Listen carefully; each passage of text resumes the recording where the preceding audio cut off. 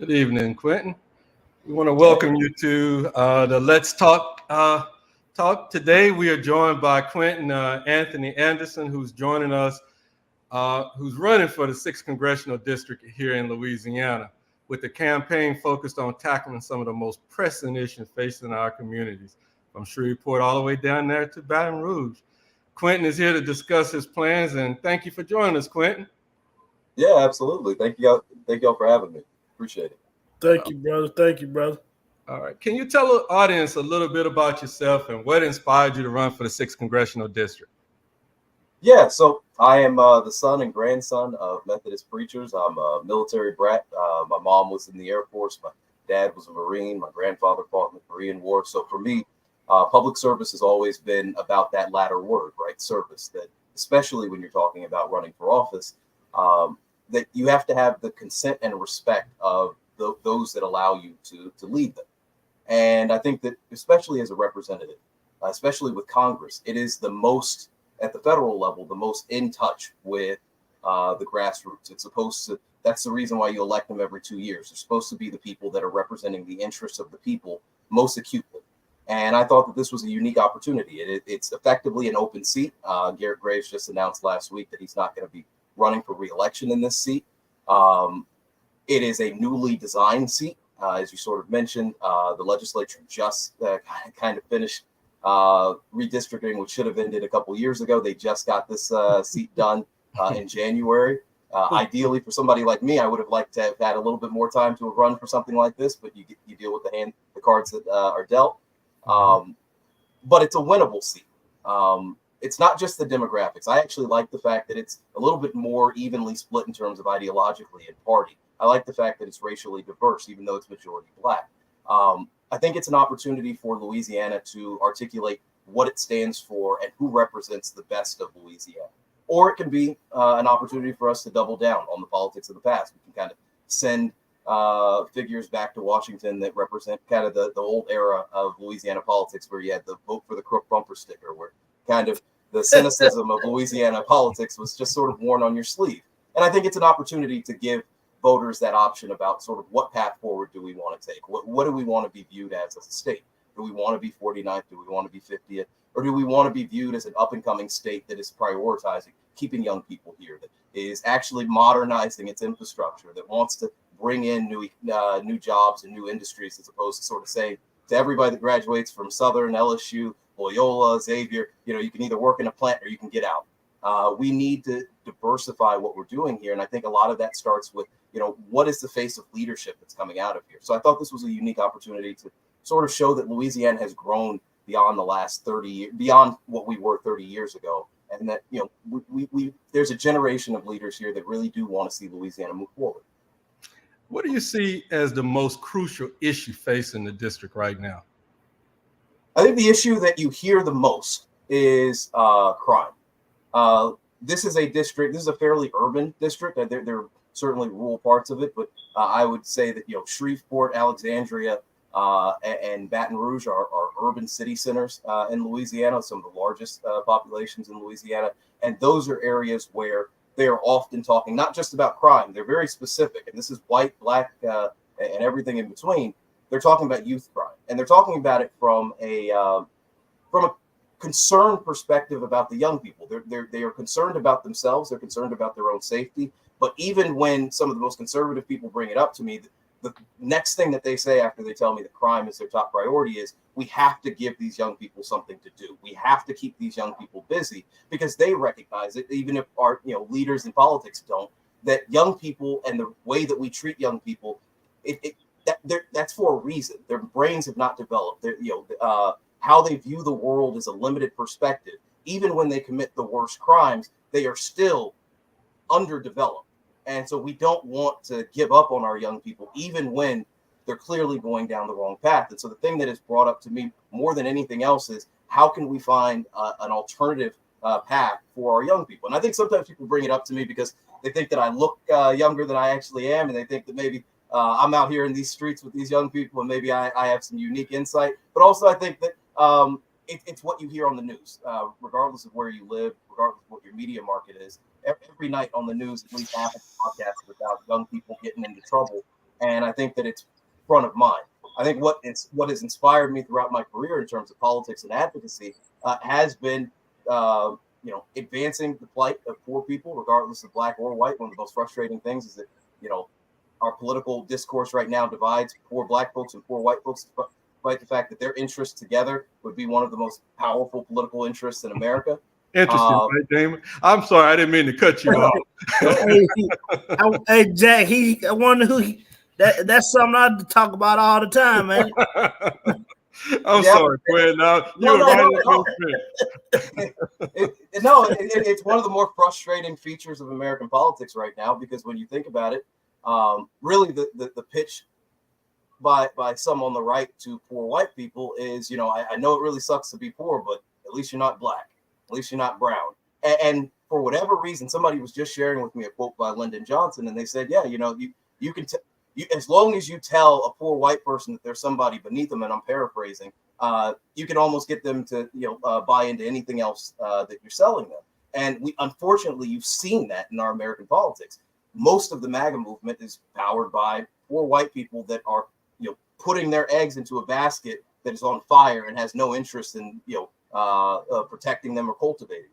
But I digress. The last thing that I'll say is what has motivated me throughout my career, and what I want to prioritize, is environmental and climate justice. And I've had a lot of advisors tell me, don't bring this up in Louisiana. You know who the biggest industries are, who the biggest employers are. But even people who work at those companies, even people who work at Shell and Exxon and Motiva and all these big petro companies in Louisiana, they even acknowledge that, one, their companies are taking advantage of some of the most vulnerable communities in our state. When I worked at Together Louisiana as their communications director, we fought against the industrial tax exemption program and fought for local communities to have control over. All right, like, if we're going to give you this tax break that's going to come at the expense of our schools and at the expense of our police departments, can you at least show us that it has some economic benefit? And companies had gotten so used to getting it rubber stamped that by the time they had a light shown on them and there was accountability, they actually could not show that most of the projects that they were getting tax breaks for gave back to the community. They were just taking away from it. And so prioritizing, I think, especially representing Louisiana in this delegation, having at least one member of the delegation that's not bought and paid for by the oil and gas industry, I think we can afford to do that. And I think that there's value added there. Even though St. James isn't in my district, I think having a representative that's going to be a vocal champion for Cancer Alley and the communities that live there is really, really important. And so I think prioritizing what's on people's minds, which is crime, but also coming into this race with some issues that are close to my heart, that have been my North Star since I've been organizing and doing advocacy, I think are sort of the combined sort of fuel that has gotten me through this race when people ask me what are the things that I care most about. Quentin, you spoke to the importance on why filling the seat is important to you, and about some of the issues. But as a person of color, what do you think this represents for people of color in the state of Louisiana, that their equity was considered when this district was created? So, I think that this district, I have complicated feelings about it, because especially as I've campaigned in it, I love this district. I love the people in it. I love the communities in it. And I do think that it is, on balance, a step forward for Black folks in this state and people of color in this state to have an additional district that at least gets closer to what our population's racial makeup is. I think that part is very important. And that was what the court mandate was to the legislature, was you do need to make sure that your congressional map is more reflective of your racial representation. What I also acknowledge, though, is that, one, gerrymandering sucks. I think it's a terrible practice. I think, using politics to dictate how you draw maps that represent people, I think inevitably leads to disenfranchisement. But I think one of the more egregious aspects of that when it comes to this particular district is anybody that lives in Louisiana would tell you that a district that is North, Central, and South Louisiana isn't the most logical. That's not the most intuitive. Those are three very distinct parts of the state. And other states, there may not be nearly as much of a difference depending on where you live, but in Louisiana, that is historically and culturally just very different parts of the state. And that has been a concern that a lot of voters have brought up. They've brought up not just the fact that there are different cultures and different perspectives and different interests across the state, depending on where you are, but also historically, power and influence and attention has always shifted to South Louisiana. And so it's only magnified when you start drawing North and Central Louisiana populations into a district that's going to be dominated by a South Louisiana parish like EBR. And their worry is that they will be even more overlooked, that their interests will be even more overlooked. They're going to be even more dominated by Baton Rouge and New Orleans politicians and those interests therein. The only thing that I've been able to say as sort of not a balm, but just as my promise to voters and to future constituents is that, one, I mean, just being self-interested, I have to win outside of EBR in order to win this race. You know, my opponent has a very strong base in Baton Rouge, so I am dependent on the grace and mercy and support of those in Central and North Louisiana to win. So I am spending a disproportionate amount of my time in those areas, learning what the issues are and trying to make sure that I build relationships there so that if I'm elected, I can be responsive to those concerns. But also, I think that it's incumbent upon us, me and my opponent and whoever else decides to get into this race between now and next month, it's incumbent upon us in this race to have an active debate about the issues throughout the district. That's why, you know, I really do hope that Senator Fields decides to campaign in front of the voters at some point during this campaign, because I think that it's such a new district and people have, especially outside of EBR, they have such concerns about making sure that their region has quality representation that we have to take this campaign to the voters. We have to give them a robust debate. We have to give them a lot of access to us so that they can kick the tires, lift the hood. You know, we have not represented them before, and we want to make sure that we're coming to the voters and meeting them where they are and finding out what their interests and perspectives are, so that informs our representation of them when we get to Washington. This new seat was created under very contentious circumstances. Do you have any concerns about running for a district where their opponents of its creation hope that the current district lines might change in the near future? I think if I had any concerns, I mean, those have kind of just been, they don't matter because the seat is going to get redrawn in January. I think all signs point to the seat getting redrawn. If the Supreme Court of the United States wanted to affirm this seat, it could have tossed out the appellate court's decision to toss out the map back in May, I believe, and it did not do that. It simply issued a stay.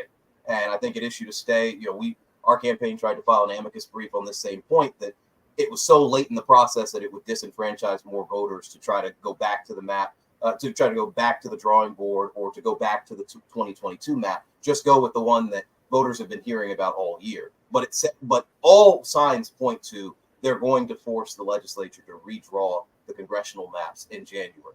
That'll be, I believe, the third different map in a single decade for Louisiana voters to deal with. That's not usual. That's not normal. I think that in and of itself disenfranchises voters, that level of uncertainty, that inconsistency in representation. But in terms of me, I just take it, you know, I take it in stride. This is the district for 2024, and I'm running hard in it, and I want to represent everybody from EBR into Caddo Parish. And if it gets redrawn, my only interest is, one, that we maintain racial representation. I think that is still the mandate. We can't go back on that. And two, I think it should take into account better regional representation. I do want to make sure that people feel as if people from their community are representing them. I think that's really, really important.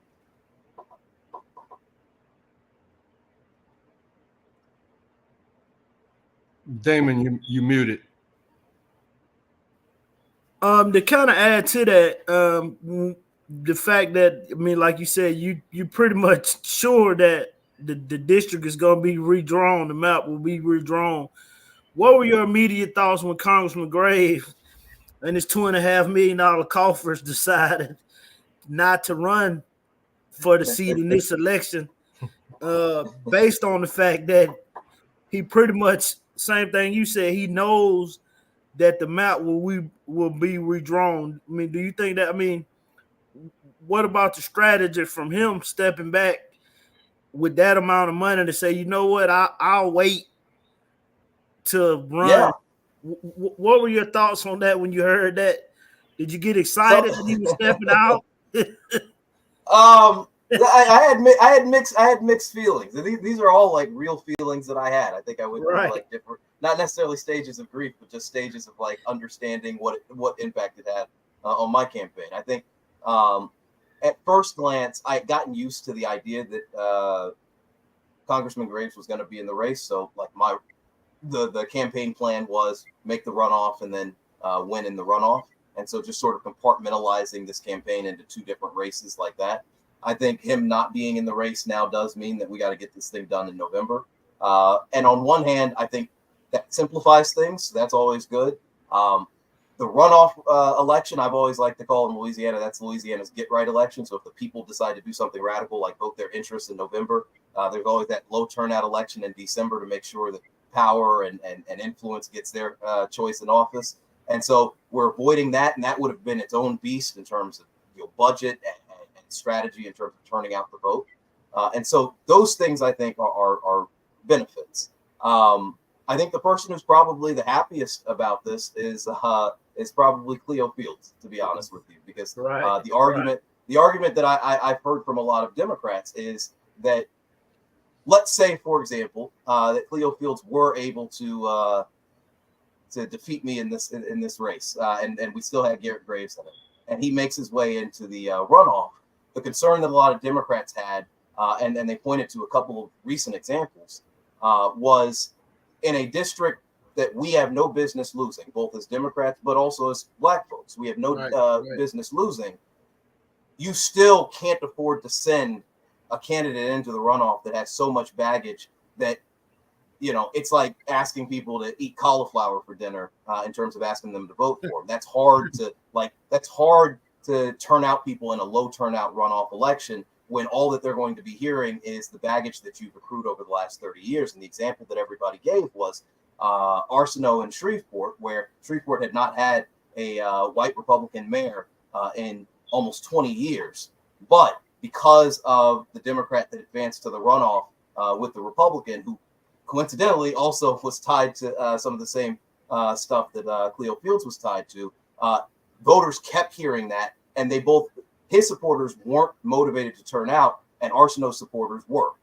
And so there's the danger of losing that. And the other example that people gave was David Vitter, where in a state as conservative as Louisiana is, he had no business losing that governor's race. But when you pay for sex and you're an evangelical, those two things don't really match, and it was very difficult to overcome somebody that was a man of God, even if voters didn't necessarily like his political ideology.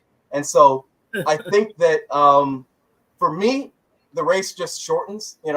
This goes to November 5th. So November 6th, I can finally look at my bank account again and kind of see what the damage has been this whole campaign. But the other thing that I'll say is I feel for conservative voters because I like the idea of having a robust debate about the issues. I'm going to make my appeal to them, not as a conservative, because I'm most certainly not, but I'm going to make my appeal to them on values and just the fact that I'm willing to show up. And I do think that dynamic is going to be an interesting one in this race, because I hope that most of them still vote. I hope that they're not turned off by the fact that there's not a Republican. And if they still vote, they still have to make a choice between myself and Senator Fields. And I'm excited about that contrast. Great.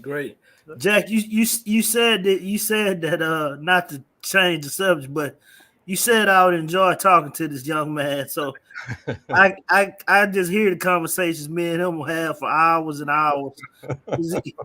He already speaking to some of the things and talking about some of the things that we've discussed behind the scenes. So that's definitely some of the stuff that I talk about.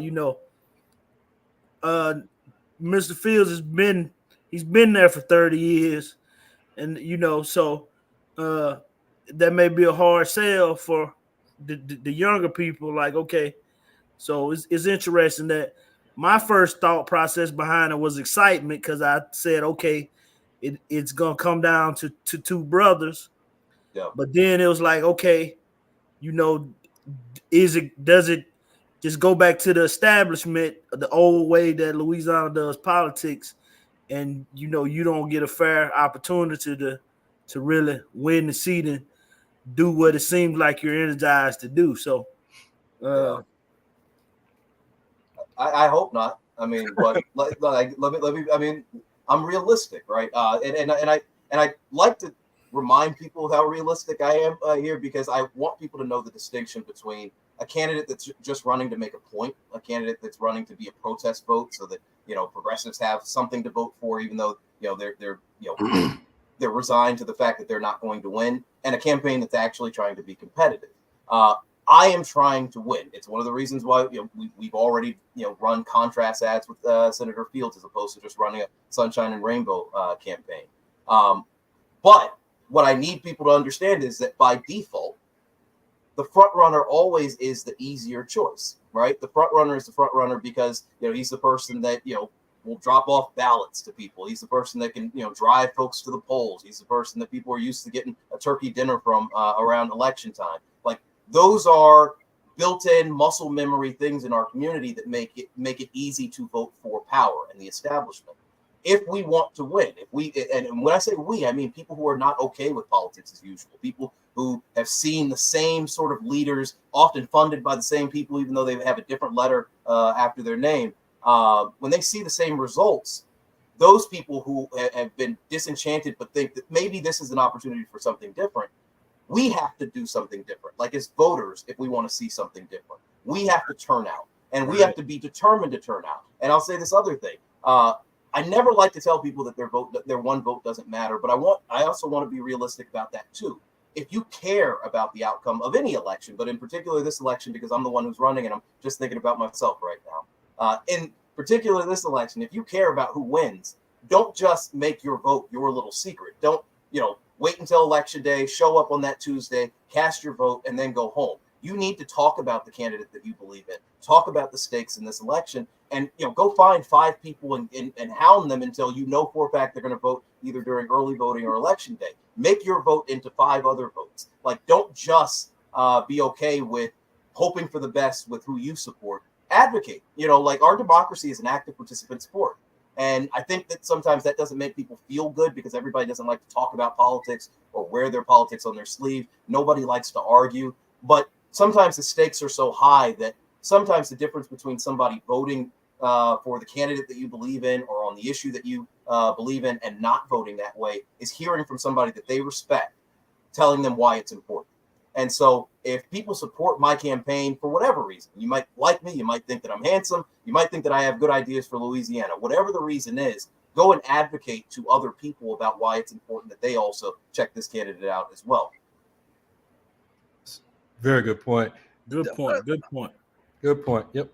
Economic development and job creations are vital to our district's growth, from Caddo Parish all the way down to East Baton Rouge Parish. What plans do you have to stimulate job growth and attract new businesses to all of our areas, not just those areas south of I-10, but we feel a little left out up here in north of I-10. So that's including the Lafayette, Opelousas, Alexandria, and Shreveport area. Well, I think one of the things that you have to be I do believe in using incentive structures and tax incentives to being able to bring businesses in. But I also think that no business wants to come into an environment that does not look like it's built for success. It isn't looking like it's investing in the future. So one of the things that I want to do is I want to bring infrastructure dollars back into the district, across the district, so that the individual cities can actually invest in being prepared to bring in these new industries that are set up to retain young people. For example, in places like Baton Rouge and Shreveport, the public transportation systems suck. And young people don't want to live in communities where the infrastructure is behind the times. When they look at cities like a Dallas, like an Atlanta, like a Washington, D.C., like a Miami, those are cities that have invested in the public infrastructure, public transportation. They've invested in trying to make their city as appealing as possible to the thousands and tens of thousands of young people that are graduating from universities every year and every semester, who are looking at places where they want to start their families, they want to start their careers. Right now, Louisiana is not attractive to any of the people that are graduating from any of the LSUs, any of the Southerns, any of the colleges, because in order, most of the time the industries that are available here are limited, and the pay that you take when you if you do decide to stay here is sacrificial. Like every job I ever had here in Louisiana from a Louisiana employer always paid me somewhere between $10,000 to $15,000 less than I could have found literally in any of the neighboring states outside of Mississippi. Well, thank God for Mississippi. That's the reason we're never always 50th.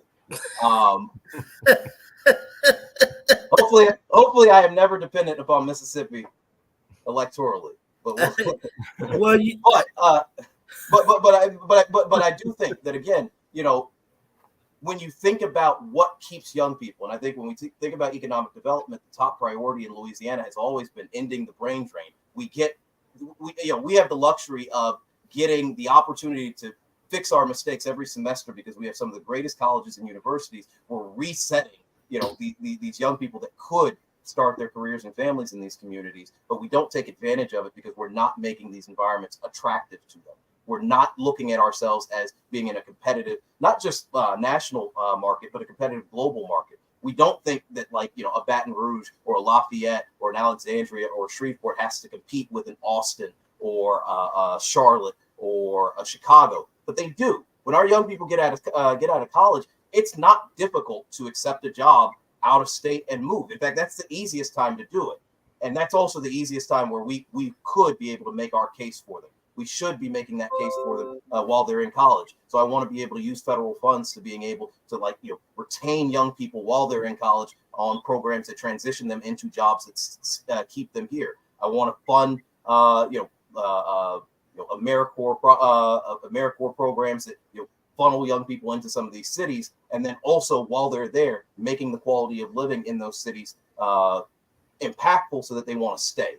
I want to make my top priority when it comes to economic development is how can we make Louisiana sexy for young people? How can we make this a place that young people objectively, not that are thinking, man, I want to make Louisiana better, or, Louisiana's home, so I got to invest in home. Objectively, if you had to compare, getting out of college and starting your career in Alexandria, Atlanta, or Washington, D.C., and I know that sounds crazy to people right now, but that's how we have to think about it.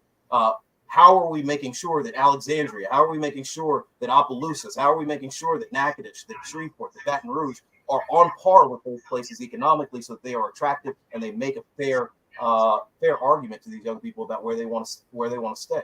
We're never going to grow if our young people don't want to stay here. Yeah, I talk about that all the time. It has to be attractive for the young folks, because that's who's going to be around in the community for 30 to 40 years. So, and those are the folks who are trained in the modern industries. They're going to school for the emerging industries that are being, that are seeing investment in places like California and Texas. Those young people who are qualified for those jobs are being trained in our schools. We're just not doing enough to then invite those industries so that those young people don't have to leave. To kind of speak on sin law, and how the politics and sin law. Too often, one of the things that we're asking our audience right now is from 2000 to 2024, based on the results, who should be reelected? If you serve sin law in any form since 2000. In any form of politics, is there anybody that deserves to be reelected based on the results? So that's based on what you see day to day. As a kid of sin law, I currently live in Orlando, Florida, for the same issues that you just mentioned. The job that I have here in Orlando, Florida, if I had that job in Louisiana, it would be about a $30,000-$40,000 pay difference. So when I basically had no choice. I was recruited, but I had no choice. But one of the things that happens to us in the sin law area is that, the current politicians or even potential politicians, like you mentioned about the turkey dinner, when it's election season, when it's time to get elected, they come out and promise all these wonderful things, and they have these amazing spiel, but then they don't actually have anything. They don't even have a plan or preparing a plan to even accomplish anything, because like you said, it's just traditional politics. So do you have any plans or ideas already lined up to hit the ground running in the first 100 days and execute, or do you, because you're new to that position, do you kind of sit back and take a slow roll approach and learn your role and your responsibilities and then attack it that way, which is the traditional method? Or do you just come in and say, you know what, we're not going to do this thing traditionally. I have a plan. This is what I want to get executed in these 2 years, and this is what we're going to work from day one to get executed. So do you already have ideas and a plan lined up to hit the ground running? Because like I said, a lot of times what happens to us in Sinaloa, we get excited about the new politicians, and then we realize 6 months after they've been elected, they never had a plan to even make any changes. They were, like you said, they're running for the seat, or they've been in the seat so long that people just vote for them because that's the name that they know. So do you have just hearing you speak, I'm quite sure you're not going to take that traditional approach and sit back and do it the old, where you're going to hit the ground running. So do you have plans in place or ideas you want to already implement from that first day? Well, I hate to disappoint you on this one, but if I get elected, same with my opponent, we are member 435, and so the one thing that I don't want to lie to anybody. I'm not going to Washington and I'm going to be appointed the chairman of appropriations. I'm not going to be able to dictate the debate there. I'm going to be in the same way, and I think sometimes people forget this.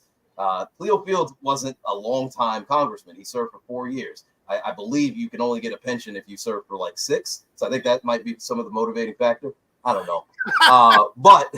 But like both of us going to Washington, we are going to be member 435.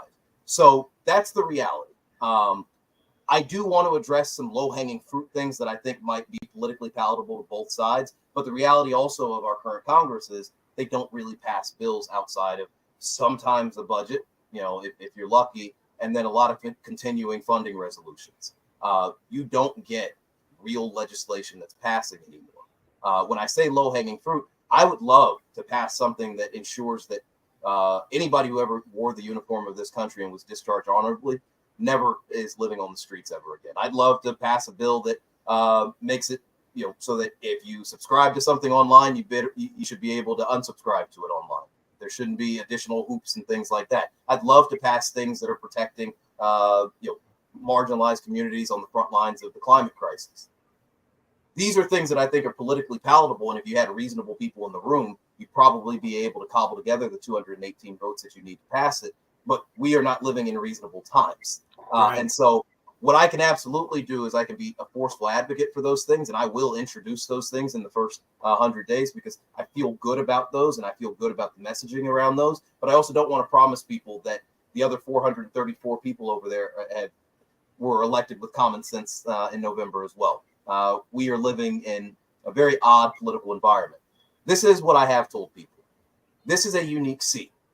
In Louisiana, you don't have the most courageous and forceful champions against this increasingly extreme right-wing agenda that is being implemented by Governor Landry and the supermajority Republican legislature. This seat may not be the most influential in Washington, but it can be a powerful voice back home. Right. It can be somebody that decides to, when this person speaks, it brings cameras, it brings money, it brings attention, it brings energy. This person actually, I do believe, should find themselves in the state legislature often, being one of the galvanizing forces advocating against some of the things that are coming out of that legislature. They're not going to have a vote, but they're going to have attention. They're going to have a bully pulpit. And how you use that bully pulpit can be very, very powerful. We need somebody in this state that's going to stand up for women's health rights. We need somebody in this state that's going to stand up for the LGBTQ plus community. We need somebody in this state that's going to stand up for the communities in Cancer Alley. Right now, one, you don't have any statewide elected Democrats, but two, the prominent Democrats that you do have in this state, the prominent Black leaders that you do have in this state, often get bulldozed by Republicans just because a Republican tells them that they look nice that day. We have to have courageous, bold leaders that are going to be willing to be the face of the opposition, because that's one of the reasons we had low turnout last year.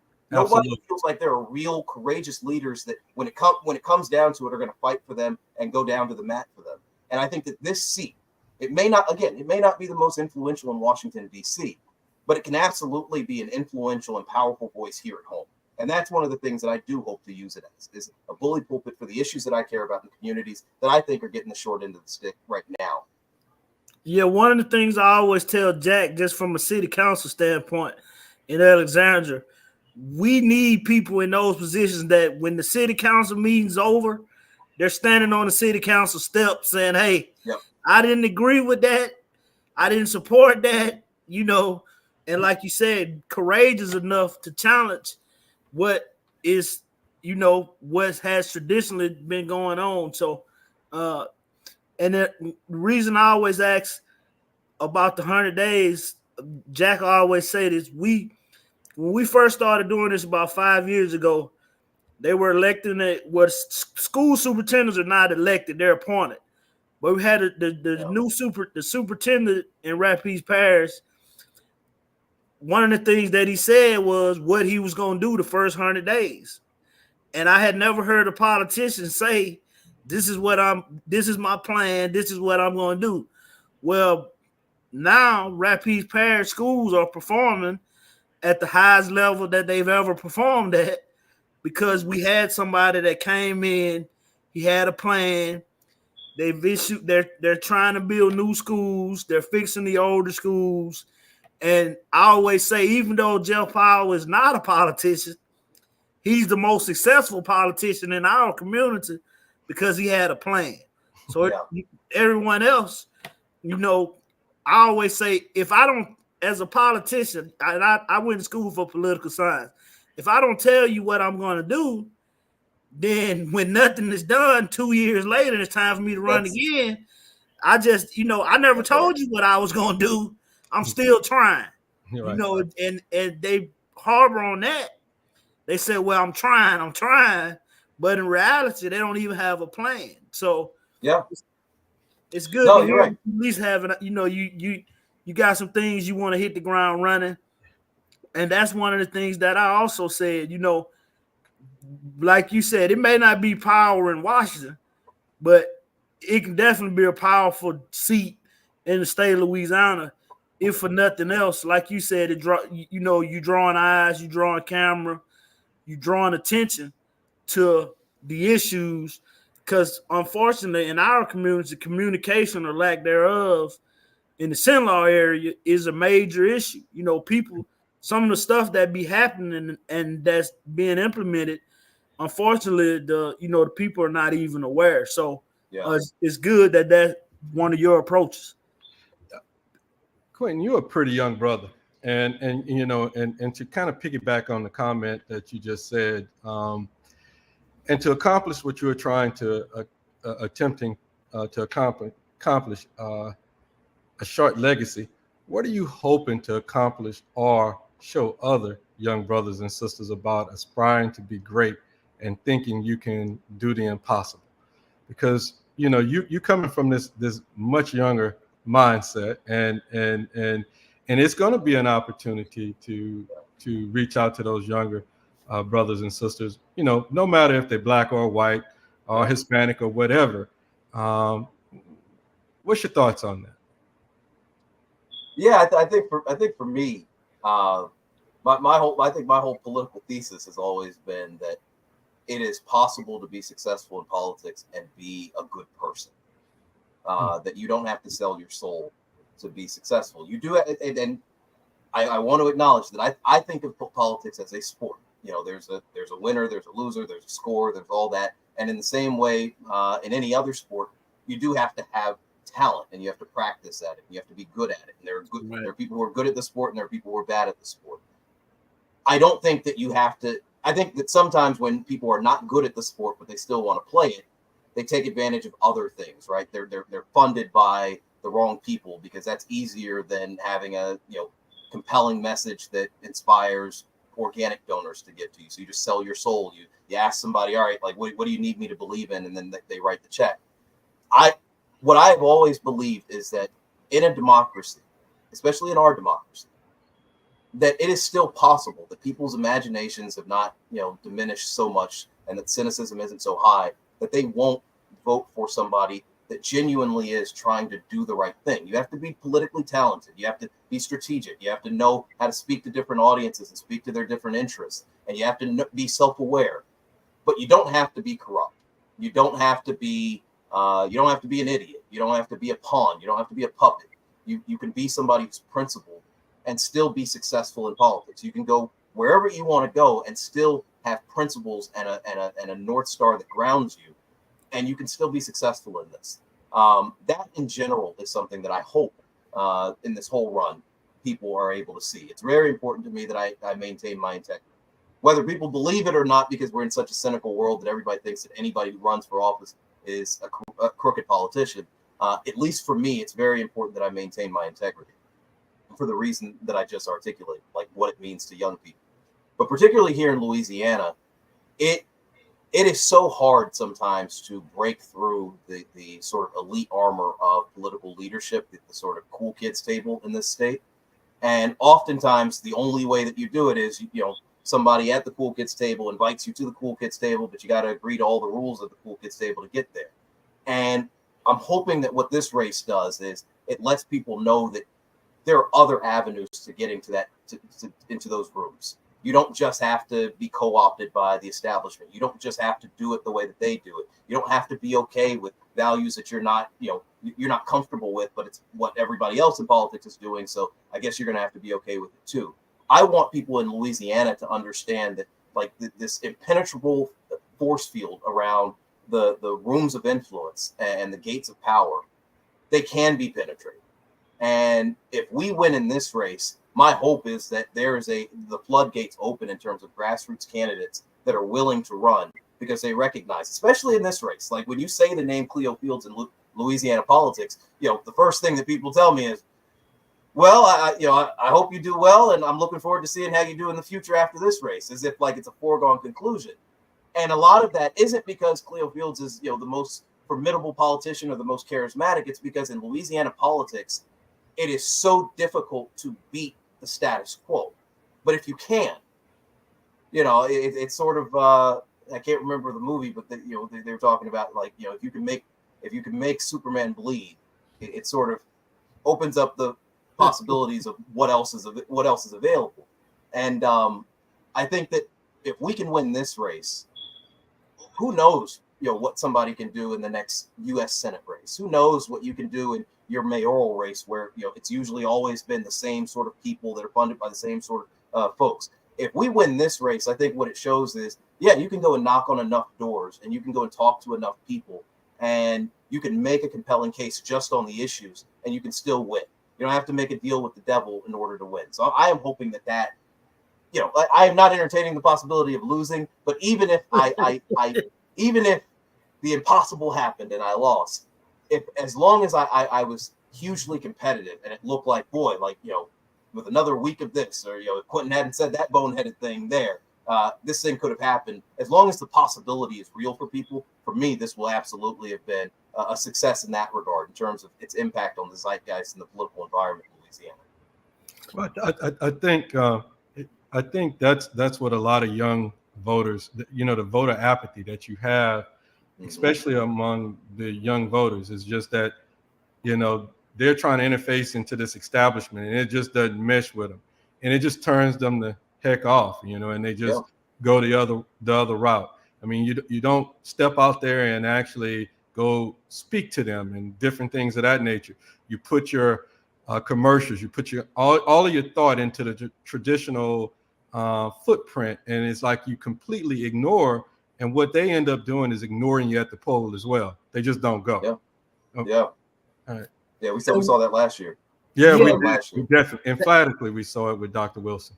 That's one of the things that I want to just speak on as well. In the last gubernatorial election, where the one before the last one, blacks turnout about 30% when there was two white candidates. Yeah. We had a black candidate, and the turnout was 18%. So it should have went. It would seem. I always say, I tell people, when Obama became the president, that's the first time I ever participated in an election. That's the first time my wife ever participated in an election. That's the first time some of my friends ever participated in an election, because the excitement around that. And it seems like in Louisiana, especially with the last, I mean, we have to be honest about it. I mean, this district is a majority black district, but in order for you to win, you're gonna have to get the majority black folks to turn out. So, we had a candidate, and this is not meant to be disrespectful to Dr. Wilson or anything like that, but I don't think he pursued the black vote. I don't think he pursued the younger people, not necessarily black, but just the younger people who are more connected, who are not as racially divided. They're more intertwined now than the older establishment. So when you see a turnout of only 18% amongst the black voters, when there's a black opportunity for a black governor, it's like, did he attack that correctly? So what, one of the concerns that Jack and I always talk about is it by design? And you just mentioned that yourself, low voter turnout probably mean that the people that's already in those positions are going to keep those positions, or the people that are already, that has that name established. If the turnout is low, that means, but if you increase that turnout, then that means that the people are coming out because they see a candidate that's addressing their issues.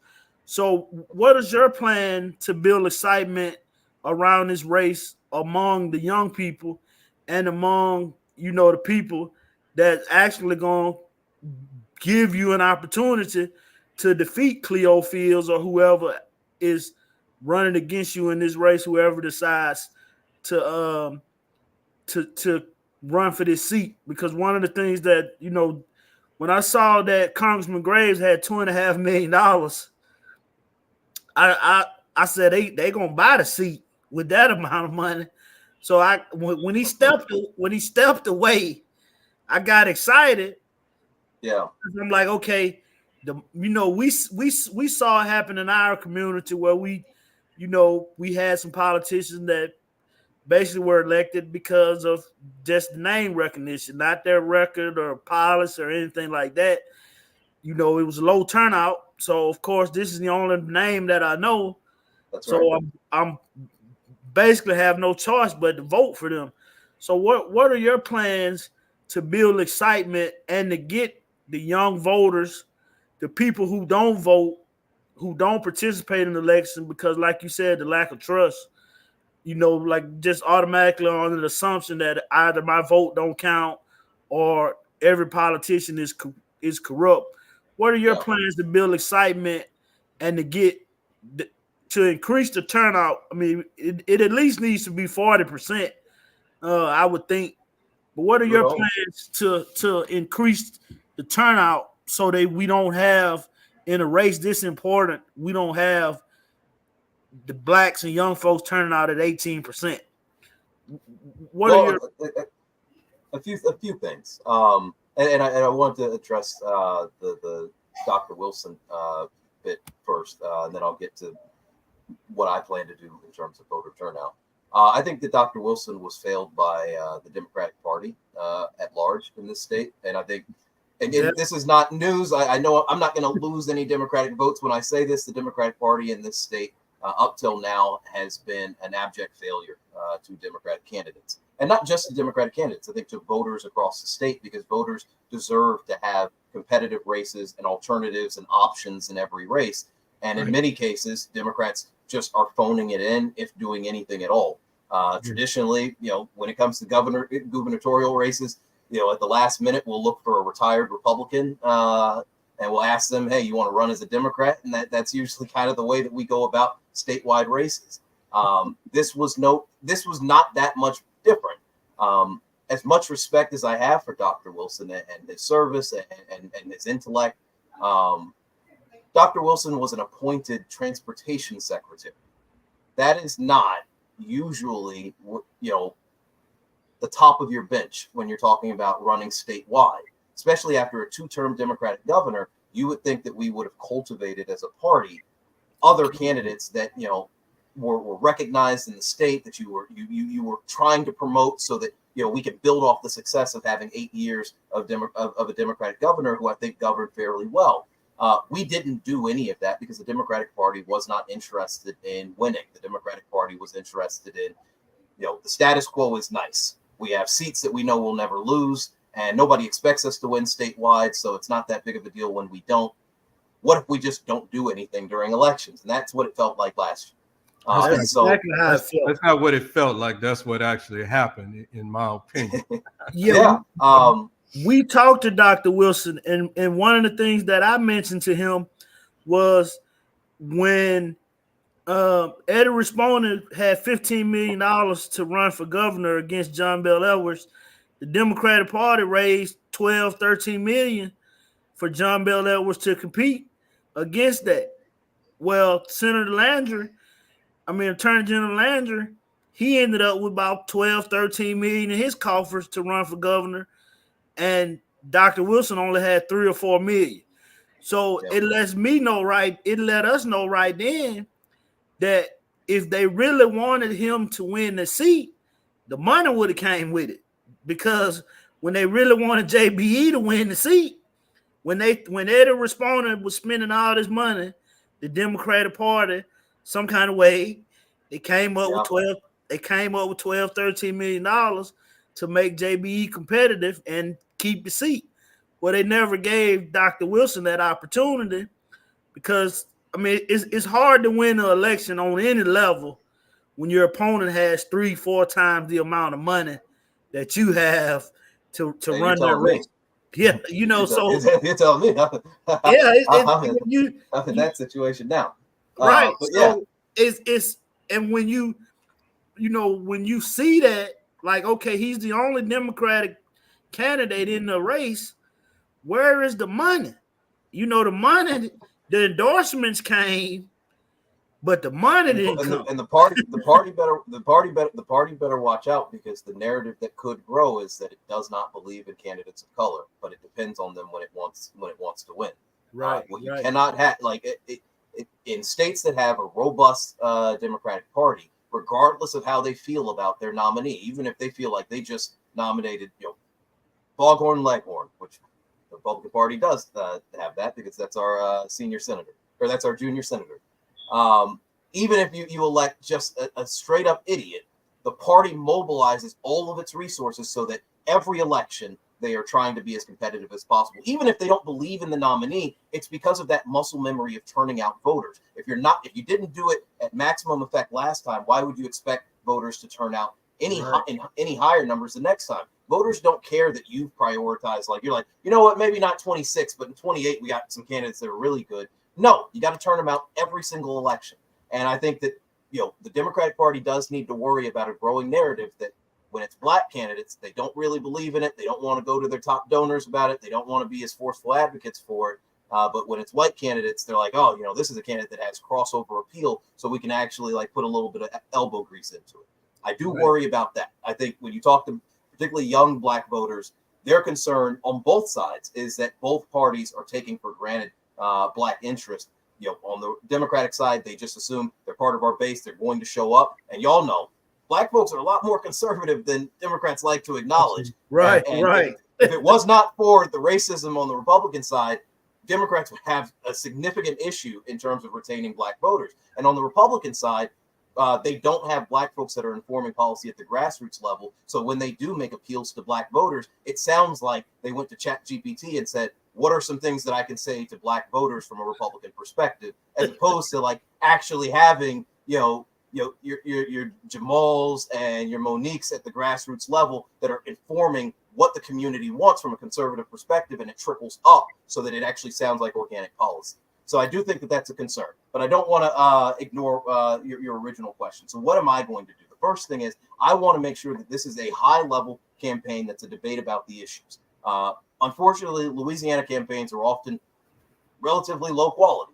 It is not candidate. Like I mimic every campaign I've ever done. I ran for council 4 years ago.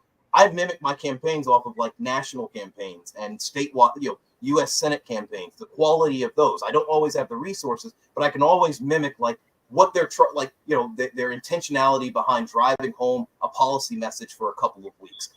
This week's going to be infrastructure week. This week's going to be, we're going to talk about homelessness. This week we're going to talk about veterans issues. I want to have a high quality campaign this year where we are talking about the issues in depth. I want to bring these issues to the voters. I want them to feel as if this is a campaign that matters. I think the other thing, though, is letting them know what the stakes are, letting them know that for Louisiana, we traditionally only get one Democratic seat. This is a unique opportunity not only to win a seat for a Democrat, but what type of Democrat that we send there. This is the only competitive race, at least at this level, in Louisiana right now. It is the top priority of the Democratic Party. I am hoping that all of those things, plus the fact that it's a presidential election, and I don't want to see the dystopian future where Donald Trump is able to secure a second term. I'm hoping that all of these things, people knowing what's at stake, drives up turnout. But I think at the end of the day, and I've always said this, the biggest thing that drives out turnout or drives down turnout is the quality of candidate. So I have to be a high quality candidate. I have to represent values that excite people. I have to have proposals that make people think, you know what, if I vote for this person, there's something substantive in my life that actually might change. One of the things that I've talked about is I would love to bring home enough infrastructure dollars so that we can have, I always like to call it the Hogwarts Express. I want a high-speed rail system that connects all of our college towns to all of our major cities in the state. That is something like tangible that I can propose and that people can see. It's going to take a lot of time, but I can be that forceful champion for something that like looks different, that makes Louisiana feel different. I want to make the campaign proposals real for people, and I want to bring them to people. And I'm going to bring a lot of energy to the race. So I think that the combination of having, I think, a good candidate, high stakes, and a lot of interest and intrigue in this race, I think will naturally bring up turnout. But we're also going to be engaging with voters where they are. I think for me to win, the higher the turnout, the better. If we have record turnout, it's going to be a good night for me. If they're like, black folks didn't turn out today, I'm going to give a very short speech and then I'm going to go get myself an old fashioned. I want to, before we get out of here, and we're kind of running a little bit behind, but many people in our community have prior convictions for marijuana related offenses. Yeah. How do you propose we address those past convictions in light of, potential legalization? What steps would you take to ensure that individuals with those prior convictions can have their records expunged or at least receive what feels like fair treatment? Yeah, so I am in favor of decriminalization and legalization at the federal level.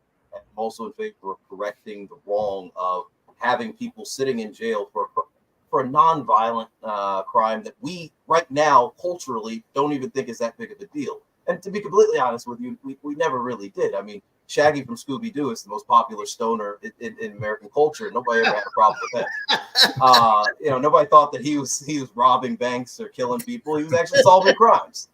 So I think that our perception of marijuana. One of my lights went out, so I apologize about that. But our perception about marijuana has changed, and with that needs to be the acknowledgement that we were very draconian around those laws before, and we need to let those people out. We need to let those people out, and particularly people whose entire lives were altered significantly. We need to figure out a way to make them whole. My concern is that, particularly in Louisiana, where, especially in this last session, a lot of the progress that was made on marijuana was rolled back. The conflict between state and federal. We can advocate for, and I think the appetite is high for legalization and decriminalization at the federal level. Especially when it's a Democratic administration, you're seeing them deprioritizing federal agencies from going after these crimes. It is not something. It may sometimes be an add-on, like if you've been charged with, federal murder, and then they find a blunt, they might throw that in there, but they're not arresting you for the blunt anymore. My concern is the conflict between state and federal, because most people who are in jail for weed are in jail for state crimes. State charges. What I'd like to do, because this is always a tool that the federal government can use. We don't use it all the time, but sometimes we've used it to great effect, like when it comes to the highway program and the Race to the Top education, Obama's education program, using the power of the purse. And it's like the incentive. So what we can't change state law, but we can say that there's funding attached to compliance with federal law. And what I'd like to do is figure out what is that carrot from a federal funding perspective that we can hold over states that are still very backwards in their views of marijuana laws. What is the federal funding mechanism that we can use to incentivize that is more attractive to them to then at the very least relax their laws, if not decriminalize and legalize, as a way of being able to exert that influence. And like I said, the examples are, the federal highway program, which people don't know this. You could legally, there's no reason why a state can't have legal drinking age of being 18. You would just give up federal highway dollars. If you want federal highway dollars, the legal drinking age has to be 21. Race to the Top was another one where there was federal funding associated with if states met certain metrics and started to adopt certain education techniques. They didn't have to do it, but if they wanted the money, that's what they were. That's what they had to do. I'd like to do something along those lines when it pertains to marijuana laws. I don't know exactly what that mechanism is, but something that makes it attractive for states, particularly like Louisiana, for states that need the federal funds, to make it more attractive for them just to comply with federal law than to try to make a political point by locking up people for smoking weed. Right. One of the things we see, particularly in Alexandria right now, and I'm sure some of the other urban areas that'll be in this new district, crime rates are up significantly, especially in our community. But then you see programs, recreational funding, you see those, outreach programs, community, you see those being defunded at the same time the crime rate is increasing. And then you have people saying that giving kids recreational opportunities don't necessarily translate to them being successful or them not falling into the criminal world. And I grew up in Macon, Georgia. I was raised in Alexandria until I was 6 years old, moved to Macon, Georgia. And the recreational programs that they offered in Macon, Georgia, not only saved me from being a criminal, it saved a lot of people. So, right, like I said, in our community, the crime rates are going up, but the funding for things like community outreach programs, after school tutoring, recreational facilities, the funding for those are going down while the crime rate is going up. So what role do you think community programs and outreach play in crime prevention, and how would you support initiatives that not only aim to decrease the crime rates in these communities, but also outreach to those kids that could be most affected, basically getting to them before they become criminals?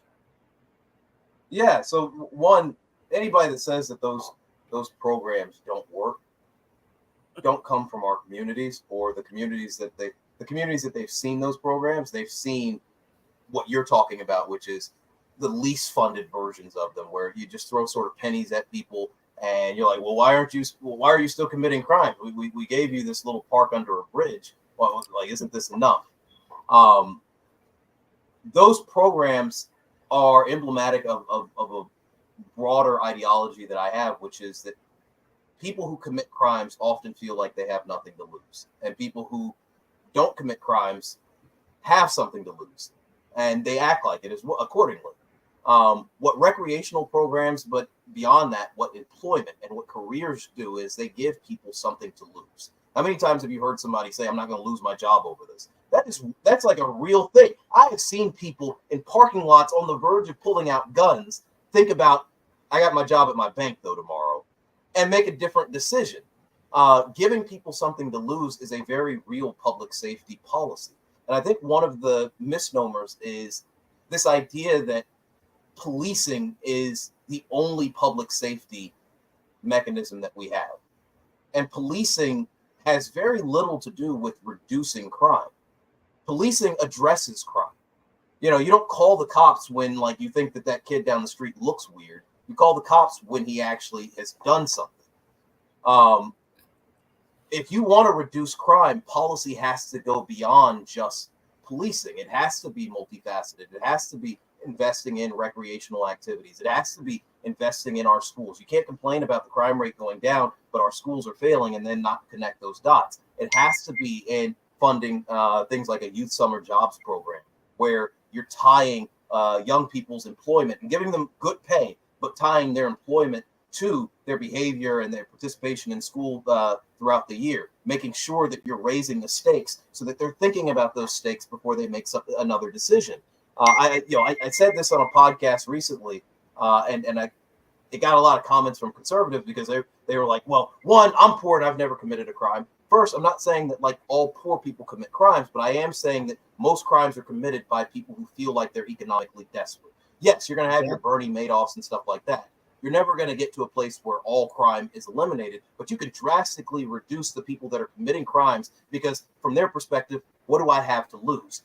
Give them something to lose. So those programs expand people's imaginations. If you have a robust, for example, if you have a space program at a local community center where you're exploring astronomy in the space program and doing almost mini versions of Space Camp, that program in and of itself may not be making an astronaut, but it creates in those kids who are participating in it, it creates in their imagination the possibility that they can be one. So now when they go to school, that's the pursuit. Now when they're thinking about like, am I going to get into a fight with this girl or not? They're like, I can't get suspended because I have to get good grades so that I can go to this school, so that I can become like, you give them a North Star that is always the thing that they're thinking about before they make that critical decision. And right now, too many people in our community don't feel like they have something that outweighs whatever it is that they were going to do next. And that it's so short-sighted to think that you can avoid incentivizing a good life while also reducing crime. People aren't going to just not commit crimes because it's the right thing to do. People are going to, let's be real about what we understand about humanity. People don't commit crimes because they have something to lose. Let's give these young people something to lose. Not just young people, but young people is the priority right now. We don't want to lose our young people, and it's so much harder to fix the life of a 40-year-old than it is a 17-year-old, a 15-year-old, an 18-year-old. But we have to prioritize having a multifaceted public safety approach, and it can't just be limited to policing. I think that's unfair to law enforcement. Like, what are you asking a cop to do? Like, I mean, outside of arresting and investigating a crime, the cop doesn't have the ability to, give this kid career training. The cop doesn't have the ability to put food on this kid's family's table. The cop doesn't have the ability to do anything that addresses the underlying aspects of crime.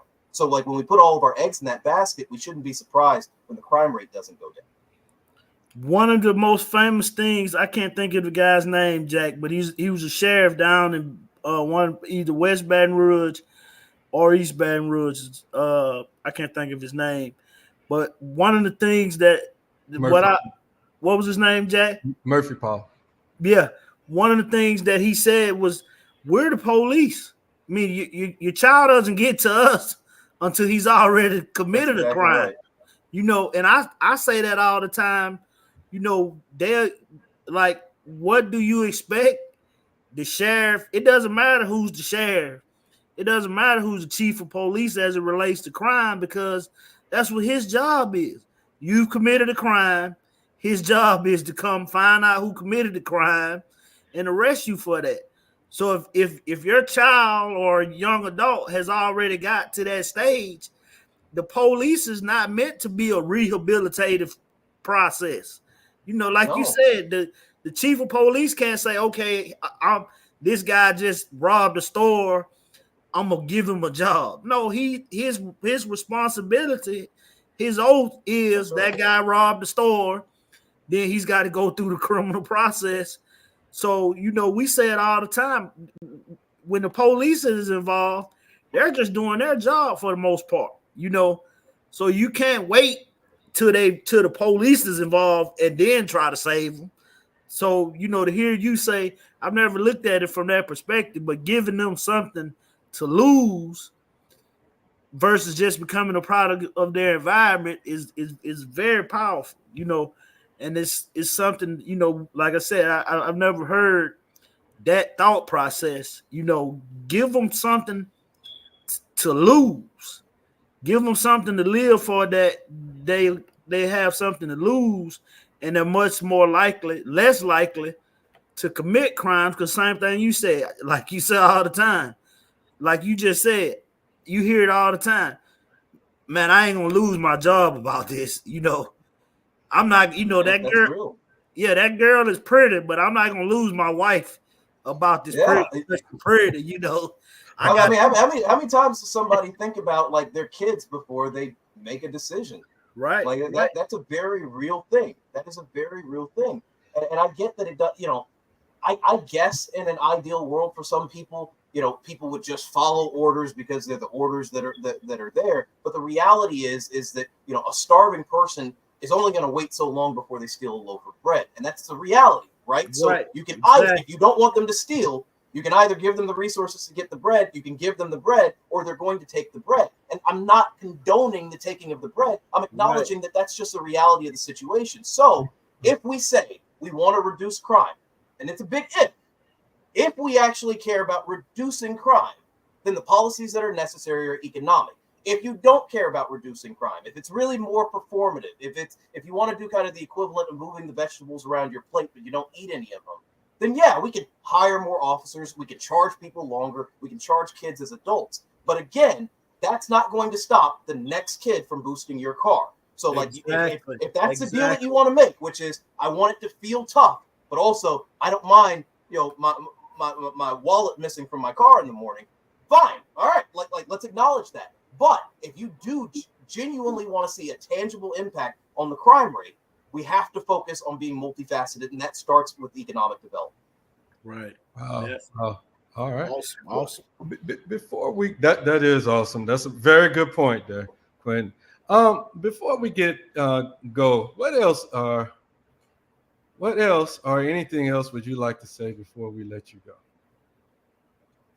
Yeah, I think that this race is important, and it's important who we send. It's not just that we're going to have a Democrat. It's not just that we're going to have an African American, which I do. You know, when you asked me about how I felt about Garrett Graves, the other feeling that I felt was at least on my bucket list, I am almost guaranteed to now come in at least second in a congressional race. So if that was, you know, but it matters who we send, and the example that I give sometimes is, especially in light of the MLB incorporating Negro League records into their record books. The example that I give is that, you know, Jackie Robinson was not the best Negro League player. Right. He was not the fastest. He wasn't the strongest. He didn't have the best stats, but he had the character to do what was necessary. Like what everybody understood was the first Negro League player in the MLB needed to be able to withstand being called a nigger on, you know, from the stands. Needed to be able to withstand people throwing things at him. Needed to be able to withstand unfair criticism. People holding him to a higher standard just to justify why more black folks weren't in there. They needed a patient man. They needed a man that understood that the cameras, the eyes were on him. They needed somebody that was going to represent the best values of the community so that you could open up the door for other people. Without Jackie Robinson, there weren't the other black folks that were able to come. Satchel Paige is probably my favorite Negro League player. If you had called Satchel Paige the N-word, Satchel Paige would have stopped the game and jumped into the stands and beat your behind. Yeah, he in the stand. And that would have been cathartic, but also there probably wouldn't have been a whole lot of Negroes making their way into the major leagues as a result of Satchel Paige being the person that the symbol of what it could look like, what an integrated league could look like. It matters who we send. It matters who we send because of the trickle-down legacy that happens after that. If you send somebody that's politics as usual, you're going to get the same result. You know, there's nothing that's really going to change. If you send somebody that's funded by the same sort of people that fund every other politician in this state, why would you expect the interests that they pursue to be different? It matters that we send somebody that, one, is going to represent the best of us, that wants to do the job in an earnest way. You might even call me naive because I think that, like I'm supposed to represent the collective and it's not personal. And so I have to figure out, it's not necessarily my goal to be the most progressive. It's my goal to be the most representative. You might think that those things are hokey, but at the very least, like I mean it and I'm willing to meet people there. But it also matters that it's somebody that will be able to open up the door for other people, that isn't trying to gatekeep.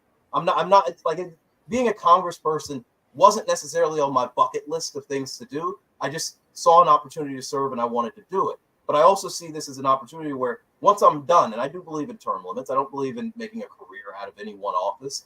Once I'm done, I want this office to be accessible to other people.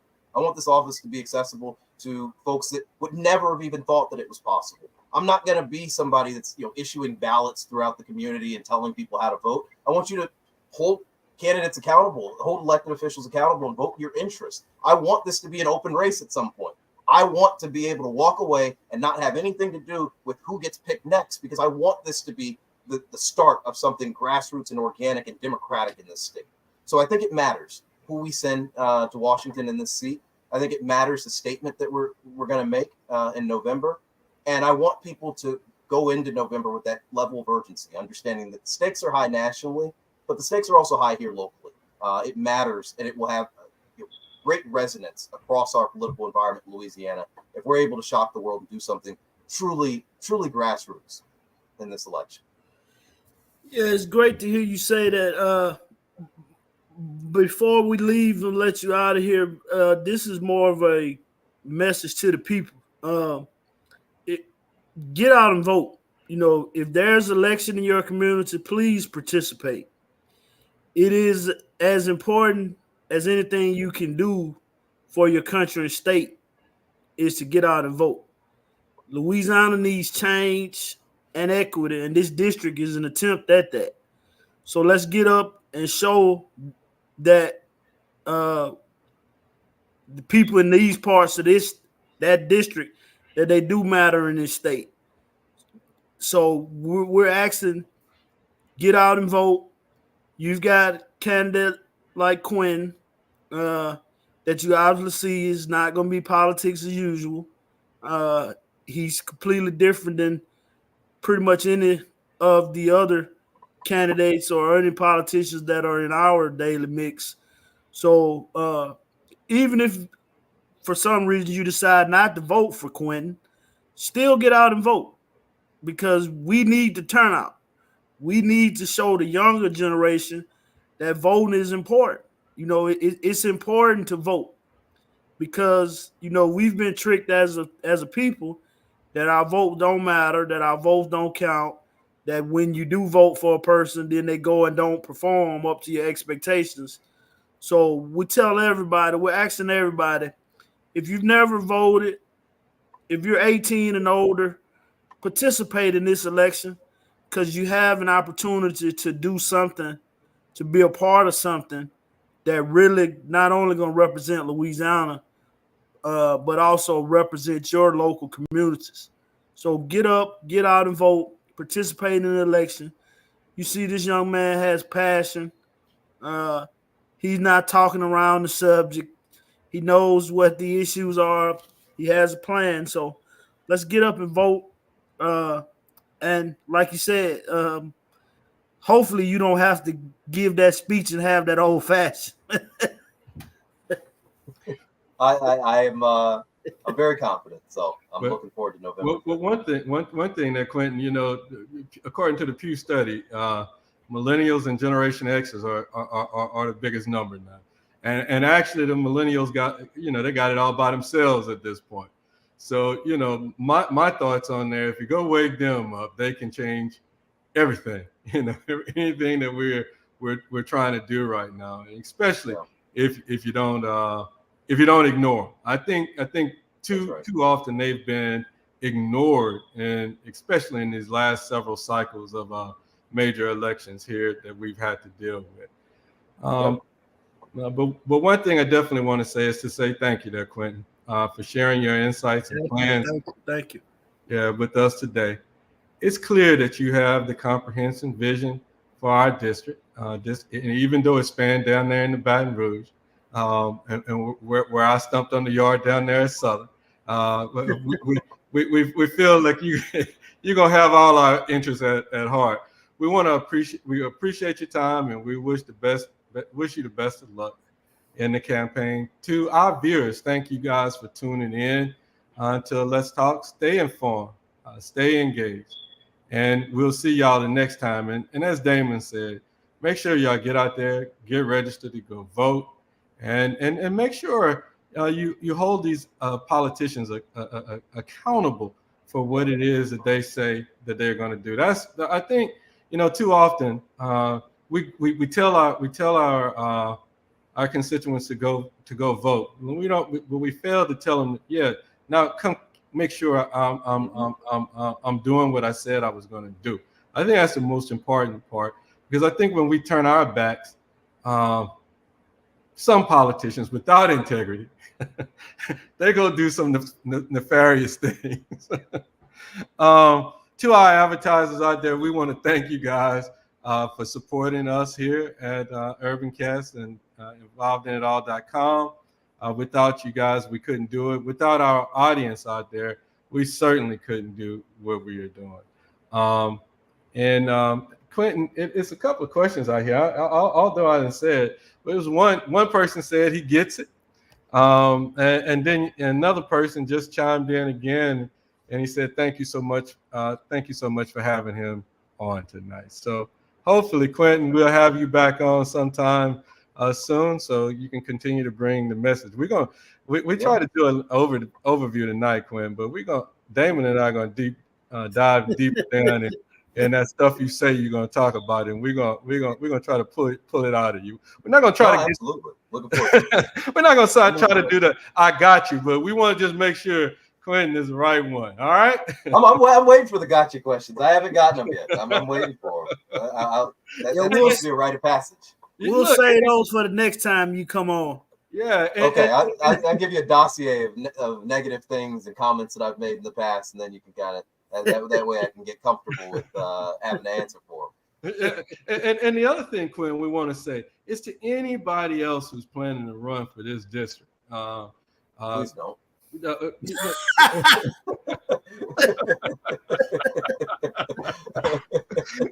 Quinn say please don't. But for all of them, we want to let everybody know. We want to introduce all of the candidates to the folk on our platform.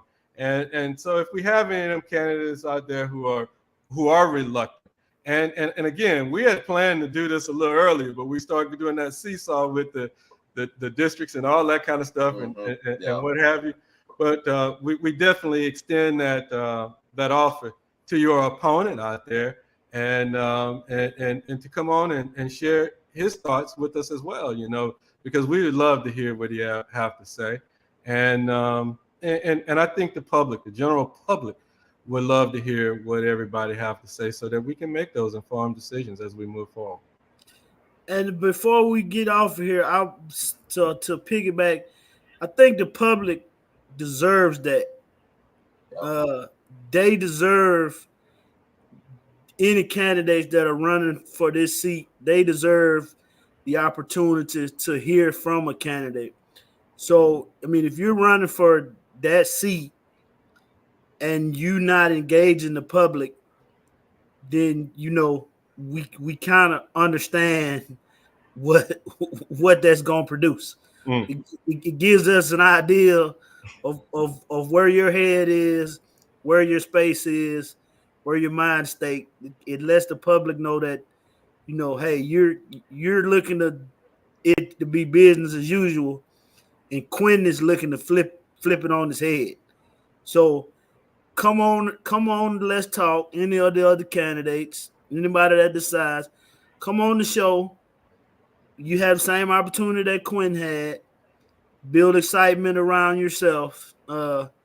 I'm quite sure people in our audience are pretty excited. I don't get excited about politicians, but I will say I'm excited to hear the energy and the fervor that you have for the potential role. So anybody else out there, the opportunity is there for you. Come on, speak to the people. So We don't want anybody to say that we didn't give them the opportunity that we gave Quentin. You know, we're making it publicly known right now. Any current candidate, any thinking about the candidates, the opportunity is there for you. There'll be a similar line of questions. We won't hit you with the gotcha moments on your first interview either. So come on. If nothing else, do it for the people that you're trying to represent.